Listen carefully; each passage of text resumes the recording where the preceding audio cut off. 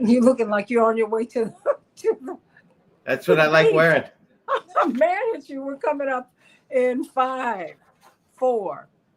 Hey, everybody. Welcome to the Santita Jackson Show here on AM 950 Radio, the voice of progressive Minnesota. It is a joy to be with you. I feel like we've been talking about this for quite some time, but I think it bears a lot of analysis what Iowa Senator Joni Ernst said. Senator Joni Ernst, when she was at a town hall meeting and one of her constituents pleaded with her. People are going to die. These cuts. Wait a minute. I didn't sign up for this. What is going on? She said, well, I'm going to let Alex Lawson really describe it, to paint the picture for you, because it is so, you can't make this stuff up. She said, well, we're all, you are going to die anyway. Not me, not we, but all you little me's out there. You're going to die. And then I'm going to go to a graveyard and, well, I'll let Alex explain it. The executive director of Social Security works. I know you are, you're home on this show now. But I think it's important for us to take this apart, this story, because it speaks to a contempt. It does. That these people have for people. And I think it's also transpartisan. I think, of course, we're seeing it expressed with the Republicans. There's no question about that. But understanding realpolitik, real politics, anytime Josh Hawley is saying, hey, wait a minute, this is a right-wing senator. He knows this is a bridge too far because he's getting phone calls and email to that effect. Let's make no mistake. This is not about what his feelings are. He's counting votes, not counting. I said counting votes. So let's go back, Alex Lawson, before we talk about the cuts to nearly $1 trillion in cuts to SNAP, Social Security, Medicare, and Medicaid. Let's go back to this town hall meeting. Paint the picture for us. What happened? What did Joni Ernst do? So I think it's important to also note that Joni Ernst is up for re-election this cycle, right? So 2026, you're saying? Yeah. She's coming into. Okay. Exactly. Senators are elected for 6-year terms, so they're not up every election, and not all of them are up at the same time. Joni Ernst is up, and Iowa is a really interesting state because while currently there's a lot of red representation, that's not the way that it's always been. And in fact, if you look race by race, there's been incredibly close races. So Iowa is also the home of Senator Tom Harkin. This is literally the first senator to propose expanding Social Security, working with us, Senator Tom Harkin from Iowa. Absolutely. So Iowa is a place, I want to say decency is sort of one of the core values of Iowa. And I've been all over that state. And if I could add here, in this part of the country, we don't do hard right. We do more Lincoln Republicanism, typically. And that's what you see. I'm not saying that you don't have that expressed here, but like coming out of Illinois, you can't go but so far in this farm belt. Because it just doesn't work. You've got working people, you got poor people, you got wealthy people who are not flashy, because that doesn't work in this part of the country either. It's real basic here. And also especially statewide. Right. Yeah. So maybe there's some districts where a hard right MAGA Republican plays, but when you're talking to the whole state. So I think Joni Ernst is scared for her political life. And I think that that's important to understand that she's basically crashing out in public. So what you're seeing is not some sort of Machiavellian, genius here who's got some strategy. No, you're seeing someone who is seeing the future that her political career is over or seriously in jeopardy. And why is she in jeopardy? Why is she in trouble? because she knows that this bill that they're going to pass is so bad that basically rural hospitals, rural healthcare, Iowan healthcare collapses. The reason Josh Hawley, so yes, he's counting votes, but really he also, because he does work on anti-monopoly stuff. You know, I don't give truck to the right-wing populism. It's what gives rise to Donald Trump. I do read, Josh Hawley's stuff on monopolies. He understands this thing that we're in the middle of a rural healthcare collapse now, right? Because of the consolidation, especially jet fueled by privatized Medicare, that hospitals across this country in rural areas are gone, just gone. And so, you look at a map and there's huge swaths where already you have to drive 3 hours to get to a level 1 trauma center or longer. And so he actually knows that what passed the House will destroy rural healthcare. I believe Joni Ernst also knows that. And so she's struggling to figure out how to message what is coming down the pike. And it's important to note at the same time, you have other talkers out there for the Republicans trying to set the stage to sell this in the Senate, because that's what's going on. It's in the Senate now. This is the fight. So you have Josh Hawley saying, I'm not going to vote for it because it's going to close down all these hospitals. The establishment Republicans who are trying to get it done, their play is to just lie, right? So they had Mehmet Oz, who's head of Center of CMS that oversees Medicaid, Medicare, and also Russell Vaught, who is the architect of Project 2025. They're on TV this weekend saying, oh, it doesn't cut Medicaid, just straightforward lies. Right? What? Huh? That's the Republican tactic. That's how they got it through the Senate. Now, Joni Ernst is at this town hall. She's trying to find a third path because maybe she's toying with joining Hawley in that oppose camp. Probably not, but maybe she's trying to find her own way. And then she just crashed. So the audience member says, people are going to die. And I think it's important to say that she said she started to say nobody's going to die. Then she caught herself because she knows that people are going to die. And then she amended what she was saying to everybody dies or all people die. And that was her response, oh, get over it, because everybody dies. And it's just so massively out of touch with everybody, but especially with that Iowa decent sort of thing, right? It's shocking. It's a shockingly cruel and callous thing to say. And that's why it was front page news all across Iowa and the country. So now she's feeling really, really vulnerable politically, right? And she's trying to figure out how to play this. And then I think, back against the wall, she made an incredibly ridiculous play, which was to double down. She's like, look, I accidentally told the truth. People are going to die because of this bill. She was trying to maybe be better and not just lie to her constituents, saying it wouldn't cut Medicaid, but sort of going with a get over it message. And then she doubled down on that. She went to a cemetery and then posted to her Instagram story an incredibly caustically sarcastic message to her constituents, which was, yes, you're going to die. Get over it, in so many words.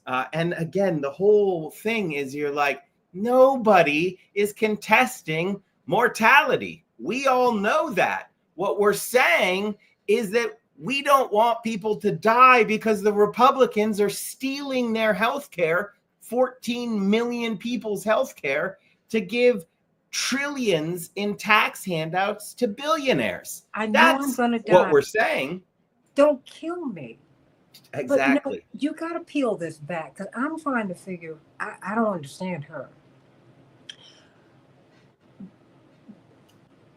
I'm speechless, and It that's hard for Jackson to be. She's walking through the cemetery as she's giving this apologia, and you're looking behind her because you see her walking. You're like, okay, maybe she don't speed walking. I don't know. Bab Baleli, how you doing, my sweet? Love you, love you, love you. I love you, Bernadette. I haven't seen Bab in a long time. He's one of my original morning stars. Mwah. And then I noticed some little white figures in the background. I said, well, oh, no. You confirmed it for me, Alex, because I didn't want to believe that to she be made honest, this. I didn't either. I posted to my team, my staff. I was like, is that really in a graveyard? Are those really headstones behind her? And we all looked, we had screen grabs, and we were like, yeah, she's definitely doing this from a graveyard. She's trolling. She's trolling. That's her political play. And, you know, I know Donald Trump trolled his way into the presidency, you know, and like that is the MAGA way, owning the libs, right? All of that. But she doesn't have what Donald Trump does have. And she's so wildly miscalculated what, you know, Iowa. And I think sometimes it's just too easy to overestimate the intelligence of someone because they're like in the Senate, right? If you know her career, she just got lucky. She got lucky at the right points along the way. She is not some sort of political genius. In fact, I think over the last few days, you've seen she is the opposite of a political genius.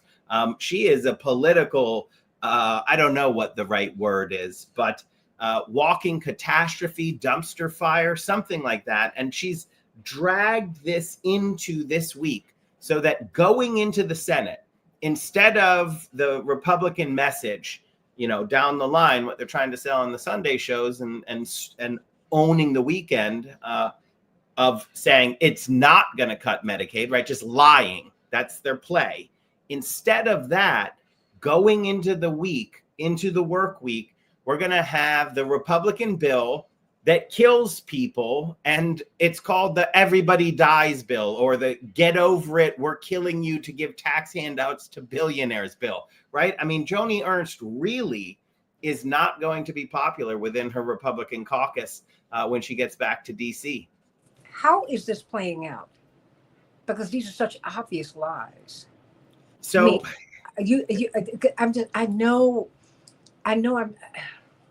I just don't understand it.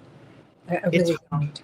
It's hard for you and I who, you know, believe that evidence matters, that, you know, trust science and policy based on facts, and to really understand that the ethos, the guiding light of the Republicans is nothing matters except power.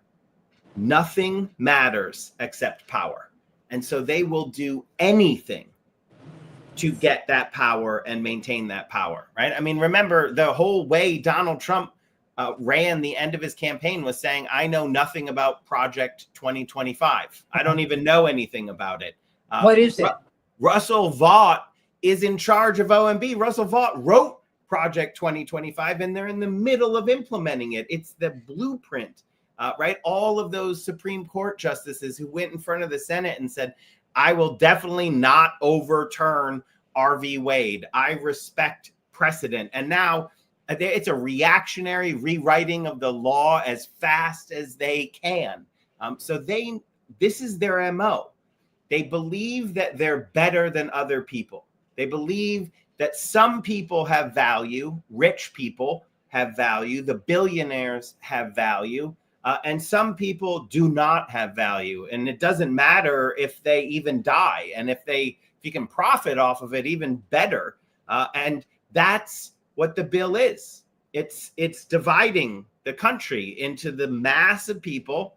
You know, you have tens of millions of people who get health care from Medicaid, seniors, children, right?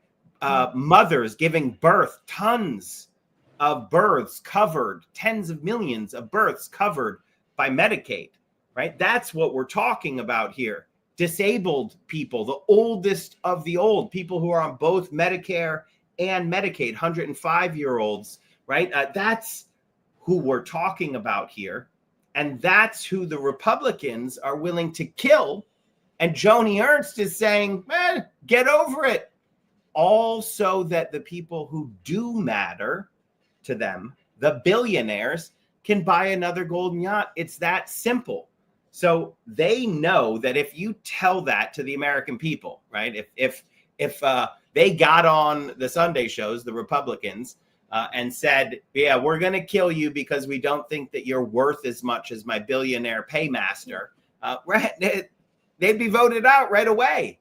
So they concoct an entirely separate reality that's based on nothing other than whatever they can do to maintain power. And they have a huge infrastructure, a media infrastructure that allows them to sell this narrative that has nothing to do with what's going on, and a corporate media that does not serve as a check on that right-wing propaganda machine, which is so powerful, right? Elon Musk bought Twitter to ensure the primacy of the right-wing propaganda machine. So you have the right-wing propaganda machine, a corporate media that generally is okay with the right-wing agenda, does not serve as a check on it, versus us, truth tellers. You know, luckily we have your show, your audience, and what we need to do is have your audience spread the truth about what's going on.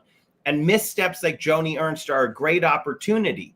You know, you say, why is Josh Hawley saying that hospitals are going to close across his state? Why is Joni Ernst saying everybody's going to die or everybody dies? And so get over it, because that's the plan. But the corporate media don't have them face off, or no, okay, don't have them face off. Do a split screen. She's saying this, he's saying that. What is true, what is not? They fact check everybody else. They're killing me with all this Diddy coverage. Now, yeah, mind you, understanding how the elites work and how they shape the culture, I think that's important, because that's what you're seeing. The dirty little secret is, you know, how it's just how ugly and nefarious the culture shapers are, and what they're doing, because they really are destructive. But that's its own thing. I think that I don't hear anyone. I'm just sorry. I mean, Alex, they're not asking the questions. I haven't seen an interview with Josh Hawley. I mean, not an extensive one. I mean, bring out Joni Ernst. I don't want to talk about her. I want to talk to her. Talk to her. What do you mean by that, Joni? And Josh, what do you mean? What are you seeing? This is easy. I think that's correct. A lot of the control that the corporate media exercises is actually in the stories that they don't tell, right? I know you know this. We talked about it previously, but I recently caught up with another Iowa politician, Representative Miller Meeks. She's from Iowa's 1st Congressional District. That's around Iowa City. And you caught up with her. Tell people how you caught up with her. I caught up with her. I knew she was going to a meeting with Donald Trump, and Donald Trump was going to be selling them to vote for this bill to destroy Medicaid, $715 billion in cuts to Medicaid itself. As you say, over $1 trillion in cuts to critical programs, Medicaid, SNAP, and others. But specifically, my team had asked her about those specific cuts, and she'd lied to us. She said, I'm not going to vote for cutting Medicaid. So I had a camera. I knew where she was going to be walking to this meeting. I knew that she won her election by 800 votes. She's the one on election night. She was ahead by 6 votes. And then it kicked a recount, and she ended up winning by 800 votes. 800 votes. This bill would steal healthcare from 67,000 people in her district. So I waited, as she was walking to the meeting, I just politely asked her a series of 4 questions. I asked if I could ask her, and she said no. But I'm in the people's hallway. We own the congressional buildings. We're allowed to be in those hallways asking questions of our elected representatives. So I asked her, last time we spoke, you lied to our faces, and said you weren't going to cut Medicaid. Then you voted for the largest cut to Medicaid in the program's history. Do you have any comments on it? She ignored me. She basically ran down the hallway. And I said, do you have any comment on the 4 hospitals that are going to close in your district because of what you voted for? She said nothing. She's hammering the elevator button as quickly as she can. I say, do you have any comment on the 67,000 people who are going to lose health care because of what you voted for? Again, no comment. And then as she gets in the elevator, I say, does it worry you that you only won by 800 votes? And the elevator doors close. It's a great video, and it's gone viral. Before Joni Ernst goes viral, this one was going viral.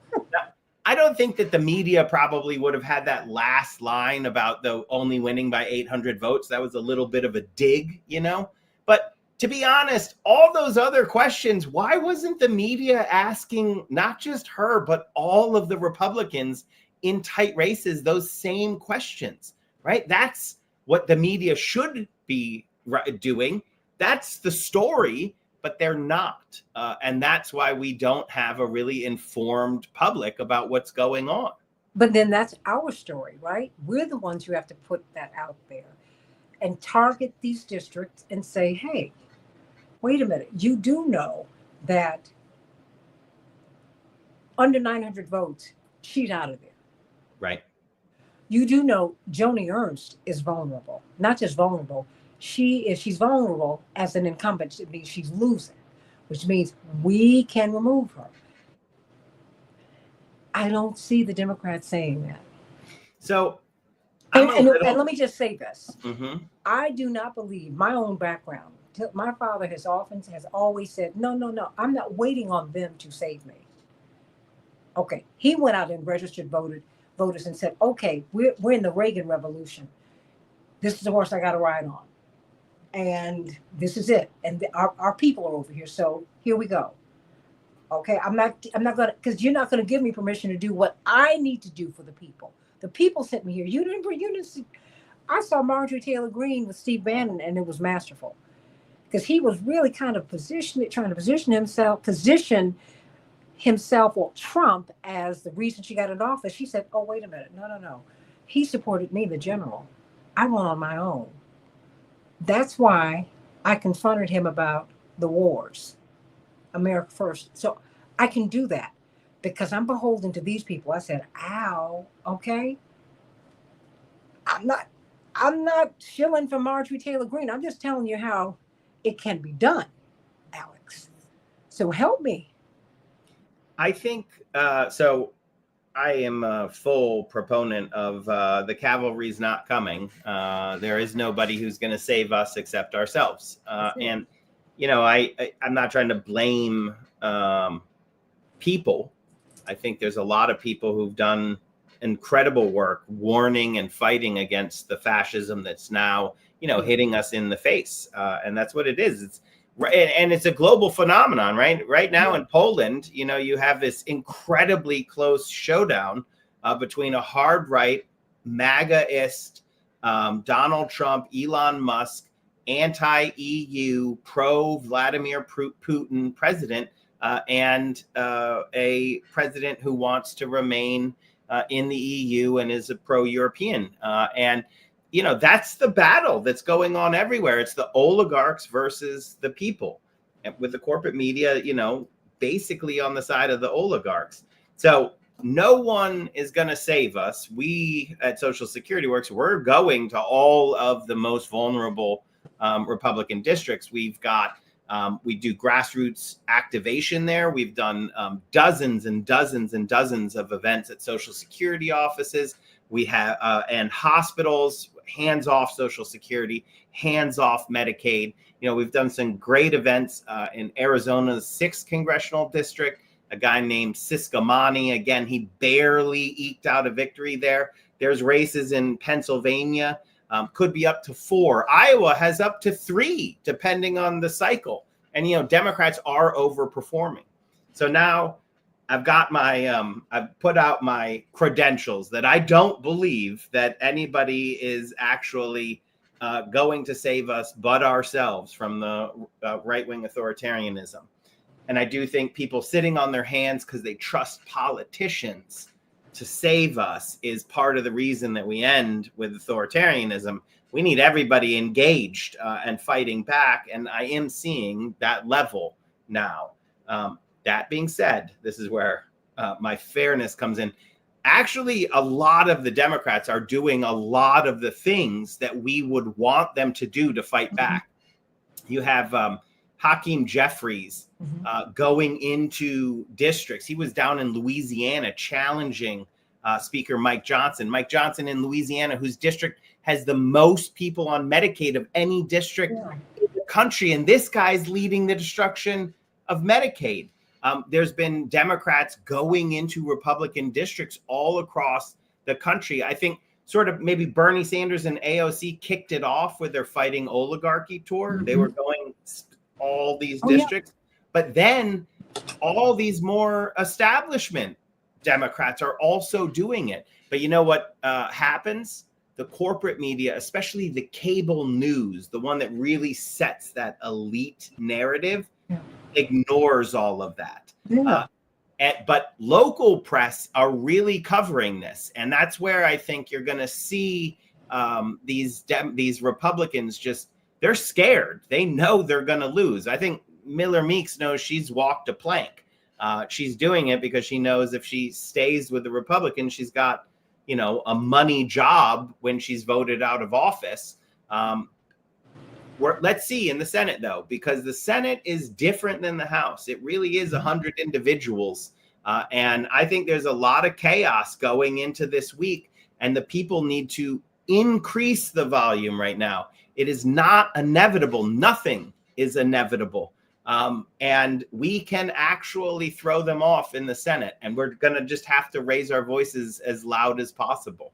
Politically, play out 2 scenarios for me. This big, beautiful bill goes through, it doesn't go through. If it goes through, what do you see politically? If it doesn't go through, what do you see? Some of it depends on what goes through. So let's just say like the House or something like the House goes through. Catastrophe for elected Republicans because to win the hard right votes right at the end of the debate. So if you're like a huge nerd and are following every twist and turn, right at the end to get those final votes in a committee, rules committee, the hard right actually shot down the proposal and said it needs to be crueler and meaner. And then they came back at 1 a.m. to do just that. So the destruction of Medicaid originally, because they're cowards, Republicans are cowards by nature, they had that happening in the future after the elections, after the presidential elections. So they had it way out in the future because they knew that if you did this, the ramifications would be enormous. They've moved that up so that it's basically right after the 2026 elections, all of these Medicaid cuts actually go into effect. And they did it after because they're cowards, right? They tried to push it till after. But as a policy person, all the notices about that have to actually go out. It's a process. So they'll go out in September, right before the midterm elections. All of these cuts will be noticed. So, hospitals aren't going to wait around for the last day. They're going to start planning their exit, shutting things down. The effects are going to be maximum right around the election. So the Republicans really have slit their own throat, along with literally killing American people, tens of thousands at least. And, we're still getting the estimates, but we know it's 14 million people lose their health care. So you can calculate how many people lose their lives from that. But they've also politically, the Republicans have politically cut their own throat. They lose the House, maybe even the Senate. That's a longer shot because of the map, but maybe even the Senate, definitely the House. And then, the elected Democrats, especially you seeing Leader Jeffries with fire. And I think that they're going to really hold the administration. They're going to use their gavels. They have subpoena power. They're going to just start looking into the massive corruption that's also going on as the backdrop, right? The Trump family has gained $3 billion in wealth since he's become president. I mean, come on. That's scenario one. People die. It's absolutely horrible. The Republicans really get hammered in the midterms. Scenario two is we block the bill. And we block it because we educate people so much as to what is in there that we can peel off the needed votes in the Senate and block the bill. It's going to be really hard. But if that happens, people won't die because Medicaid won't be destroyed. And I believe the Republicans will still have slit their own throat politically, because the House Republicans have already voted for this thing, right? So they've already signed their name on the dotted line. And then if the Senate rejects it, the ads write themselves. You're like, the Miller Meeks voted for a bill to destroy Medicaid that was even too obscene for the Republican Senate to approve.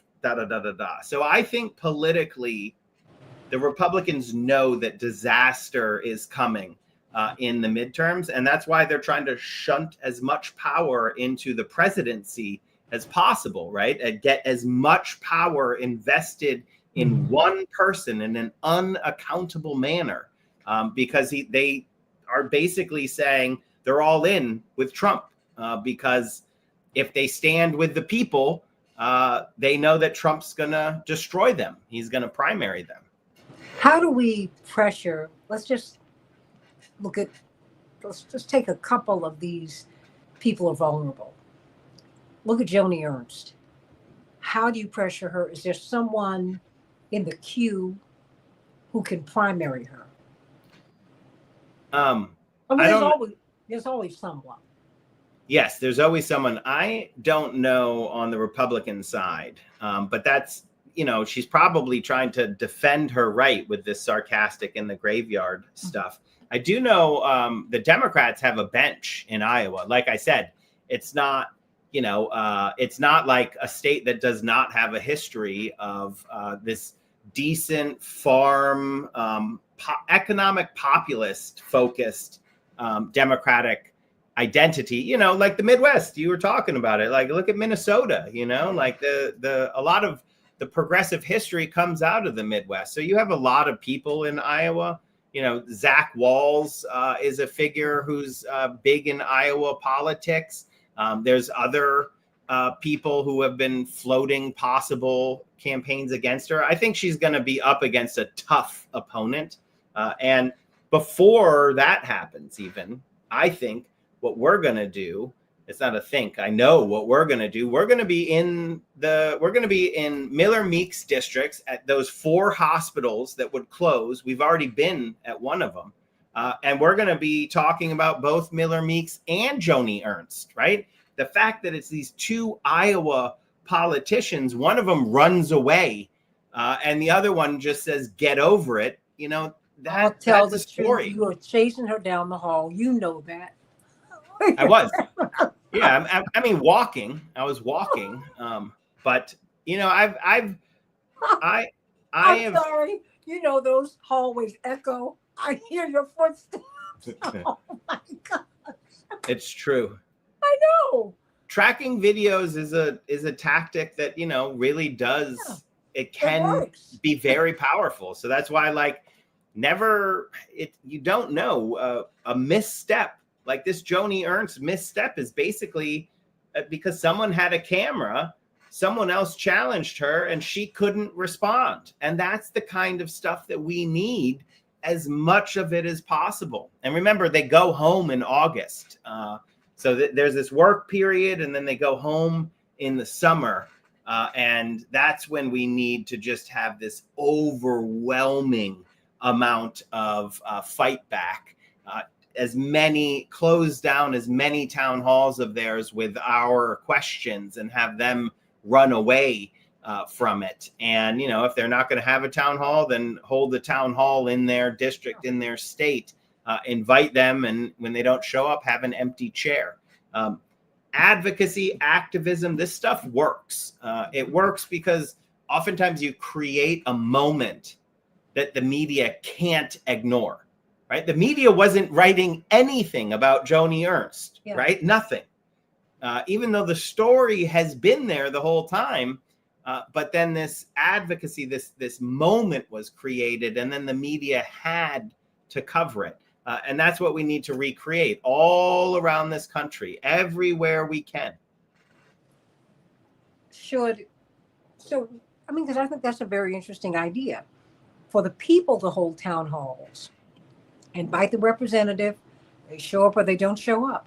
There's a chair for you. I mean, I think that's something we need to spread. Yes. Absolutely. And we'll do it with you at Social Security Works. So you can go to socialsecurityworks.org. I'm Alex Lawson, the executive director. My email, my contact info is on there. This is how we organized dozens. I think we had over 300 actions. Not all of them were at Social Security offices, but since February, over 300 actions all around the country, just standing up against Elon Musk and the Doge wrecking crew at Social Security. And, we've pushed them back some. Elon's out of the White House. That is not because his time is over or whatever. It's because he became a liability to the White House, and his deeply unpopular program became a liability to his business. And all of it was I was going in any venue I could and saying, go to our website, contact me. We'll help you set up an event. We'll help you contact the elected politicians. Will help you contact the press and create a story out of it. And that's what I think works. It also reminds people of the power that we have, that all power is with the people. And the billionaires might have money, but we've got people. We have got people. We're talking with Alex Lawson, Social Security Works. We're reminded, and I think that's been the through line for my shows today, that the people have the power. Elon Musk, yes, he was a special government employee. He was designated to be there until May. They had to get him out of there because he is so deeply unpopular, and he's got board members at Tesla, which is his biggest moneymaker. And they told him, look, we're going to put you out. You're toxic to this brand. I mean, but that's from the American people, and quite frankly, spread all over the world, honestly.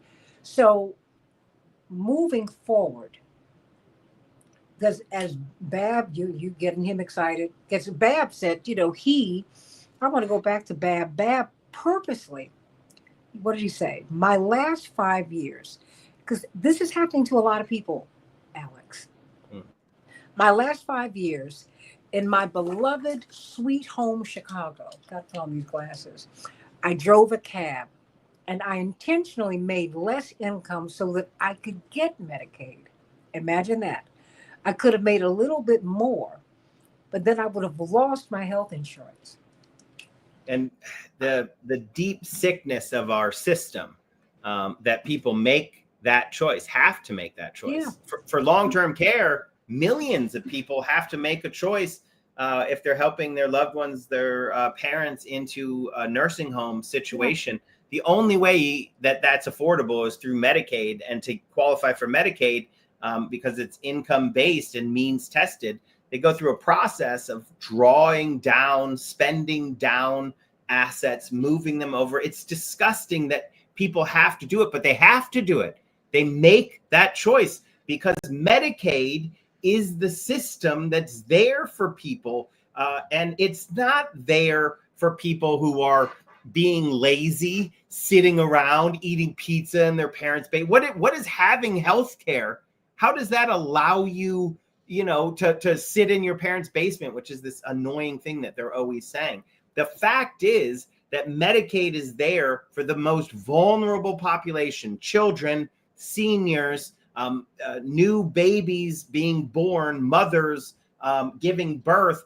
And that's who they're taking healthcare away from. That's the truth. So it's like the littlest thing. It's this program that's like, okay, we won't have people die on the side of the street, but we are going to force people to actually make choices, oftentimes against their own dignity, right? Yeah. Like somebody who that listener of yours, that listener wants to work, right? They want to work. They just don't want to die, right? They know everybody dies, but they don't want to die in the teeth of an immoral system that regards healthcare as a privilege, and not only that, as some sort of cudgel, as some sort of weapon to keep the people in line, for the elites to use against the people, right? I'm going to take your healthcare away to force you to do something. Think about how sick that actually is. Well, I mean, and working these jobs where you make less money than you need to live. I mean, it's turning into the Hunger Games out here. I mean, this is what's happening to Americans. And that's why, I know that the power rests with the people. We can change all of this. And that's why I'm so glad that Joni Ernst said the quiet part out loud. Mm-hmm. As awful as it is, I'm glad she went into the cemetery, Alex. As awful as that is, I mean, because I didn't want to see what I saw. Mm-hmm. When you said, she was in a cemetery, I said, I was hoping that was not it. Because that was just too awful for me to even wrap my mind around. I couldn't wrap my mind around that. But these people, they say that the world is overpopulated. You've got Yuval Harari from the World Economic Forum who talks about superfluous people and useless eaters. It's a thought. I mean, my point is, she is not in isolation. Mm-hmm. Because there are most people in the world, they devalue. And she said the quiet part out loud. She said, wait a minute, y'all are going to die. So, get over it. But we don't have to take that. So moving forward, give us some assignments. I mean, we can't wait for 2026. I mean, there are things that we need to do right now, and there are things that we can do right now. I think that's totally correct. And I think that they play together. So I think the stuff that we can do right now sets the stage for 2026, but also fights against the bad things happening right now. And even if we can't defeat the whole thing in the Senate, fighting as hard as we can make it less bad, right? We can remove some of the worst parts, and that's pragmatic solidarity. We never want to allow terrible things to happen because it would be politically beneficial. That's what sociopaths do. That's what the Republicans are willing to do. We have to fight for every single human life. The inherent worth and dignity of all people is what drives us, right? Mm-hmm. So when we stand up, we're fighting for every single person. And what that can look like, I'm a believer in simple action. So your local hospital is at risk. If you're in a rural area, your local hospital is going to close. If you're in an urban area, your local hospital very well might close and is definitely going to be catastrophically hurt by the destruction of Medicaid. And if you're in a suburban area or exurban, don't think that you get off unscathed. The ripple effects. Say that. What? Come on now. The ripple effects. Is that what you're saying? Yes. Yeah, the ripple effects. Because no one is safe here. No one. Absolutely not. And I mean, tell people. Common sense wise, it can explain it, but it's well studied as well. If people lose access to their hospital, they're going to still go somewhere, right? They're going to go to other hospitals. Every hospital's burden that remains goes up.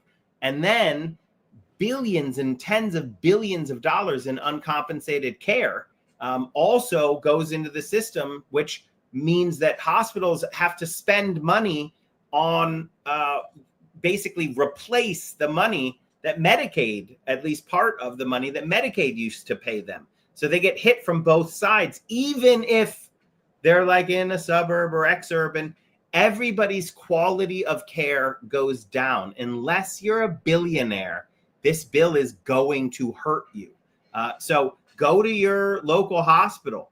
Stand in front of your local hospitals, connect with your neighbors, get organized. We'll help you at socialsecurityworks.org. But there's also Indivisible. There's the 5051 movement. There's all sorts of people raising their voices right now and saying, hell no, you're not going to kill us, at the very least without a fight. And so the key, I believe, is that shtick is standing in front of the hospital allows the press to see the physical place that's at risk and people standing in front of it with homemade signs that say hands off Medicaid. And there's a big opportunity on June 14th. It's a No Kings National Day of Action. You can Google it and find that. Indivisible is driving that. But you can do it. You can set up your own events. Slow down. June 14th, what? June 14th is the No Kings National Day of Action. And there's been a series of national days of action to just demonstrate the mass resistance to what's going on, not just on Medicaid, but on all of the fronts. And so that's a great opportunity for people to get involved. If you go to the No Kings page, you'll see hundreds of events happening all over the country. And what's if you go to June 14th, aside from the Rainbow Push Convention, but what's happening on June 14th? What's happening then?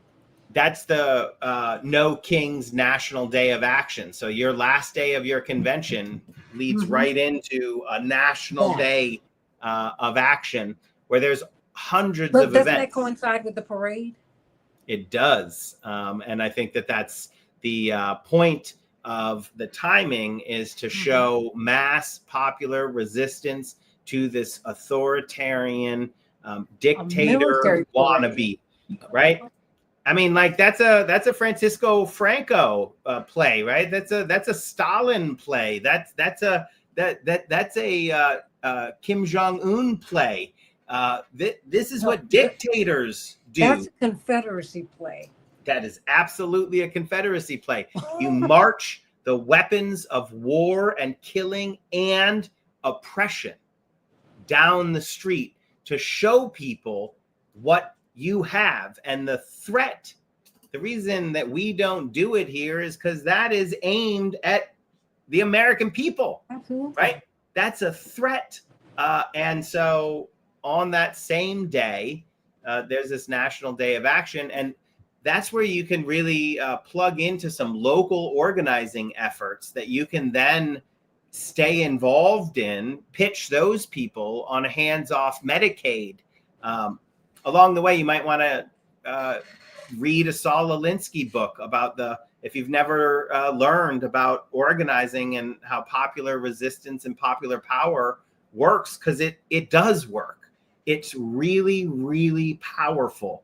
And so we need to be doing all of these things and not exhausting ourselves, not saying, oh, well, we'll just wait until the election and that's going to solve everything. It won't. We need to be doing things along the way to fight against the authoritarians. And that helps in 2026 in the election and in 2028. but you got to do all of it together. And we have to reach out to the nurses and the doctors, the AMA, the Mm. NMA, the National Nurses Association, all of that, because these people are paid through Social Security, Medicare, Medicaid, because the structure of medicine has changed, right? I mean, when I was a child, doctors made a lot of money because they were really independent businessmen and women. Now, for the most part, they're paid by corporations. They're not independent anymore, unless they have these really, really, really, really highly specialized um, places from which they're operating. And in those instances, most of them don't take insurance anyway. You have to write a check and pay them. That's and if you want to file for insurance, good for you, but you must pay them. And trust me, been there, done that. You must pay them in order to get the care, and that's just how it is. I have a couple more minutes here. I want you to give us some marching orders, and before the 14th, I want you to come back. And I told you, we've got because the thing is, the more people hear it, we've got to normalize this discussion because there's still too many people who feel that the average American or that average Americans are trying to game the system, Alex. I got one of those calls this morning on Reverend Jackson's Keep Up Alive with Reverend Jesse Jackson radio show. And, we need to cut out the waste, fraud, and the abuse. That's what Elon was doing. I'm like, wait. The $1 trillion that he said he was going to cut, Congress cut it. And they cut you. Yeah. The whole waste, fraud, and abuse, it's just not there. I mean, there's waste, fraud, and abuse in any system, but it's well studied. And the biggest waste, fraud, and abuse in the system is corporations ripping us off, right? Like Medicare Advantage, so-called Medicare Advantage, privatized Medicare. That's 80 or 90 to $144 billion a year. That's 1.4 trillion in budget terms of 10-year, just if we stopped the ripoff. But that's not what they're doing. They're not interested in going after waste, fraud, and abuse. There is things to go after, including in Medicaid. But again, it's not by throwing people off of their health care. That's not where the fraud, waste, and abuse is. It's almost always from the other side. It's from corporations or business practices that are ripping off the American taxpayers. So I think one of the most dastardly things that the billionaires and the corporate media have done is to pit Americans, people, against ourselves, right? It's that old picture of the billionaire with all of the gold, looking at, a worker and saying, hey, that immigrant is trying to take your money, or that somebody other than you is the problem, right? And it's paying one or pointing one part of the people at usually a very vulnerable, smaller portion of the people and saying they're the problem. And unfortunately, like people do buy that, but the numbers just don't lie. That's not the problem. Don't worry about an immigrant taking your health care. Worry about a billionaire taking your health care. It's not immigrant who's taking your Social Security. They can't get Social Security or Medicare, undocumented immigrants, right? Like that's the federal law. Don't worry about an immigrant taking your Social Security. Worry about a billionaire taking your Social Security. You don't worry about an immigrant coming and taking your job, crossing the border to try to get a job here to make them and their families' lives better. That's not who's taking your job. It's a billionaire who's taking your job and sending it across the border. And if you don't understand what's happening to you and who's perpetrating it, then you're never going to be able to solve the problem. The problem are billionaires. And so the solution has to take on the power of billionaires.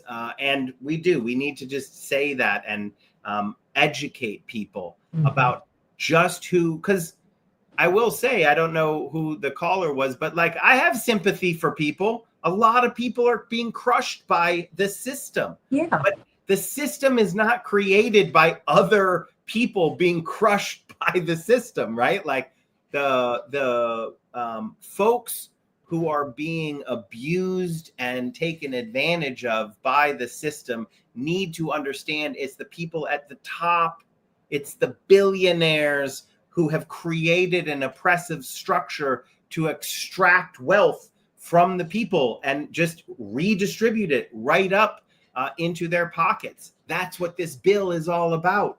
Stealing healthcare from 14 million Americans in order to give trillions in tax handouts to billionaires.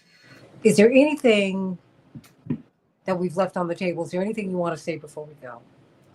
Just get in contact with me and let's raise our voices together. Socialsecurityworks.org. Let's do hands-off Medicaid events at your local hospital. Let's do hands-off Social Security events at your local Social Security office. And together we will win, because we both know this. We all know this. When we fight, we do in fact win. That's the way it works.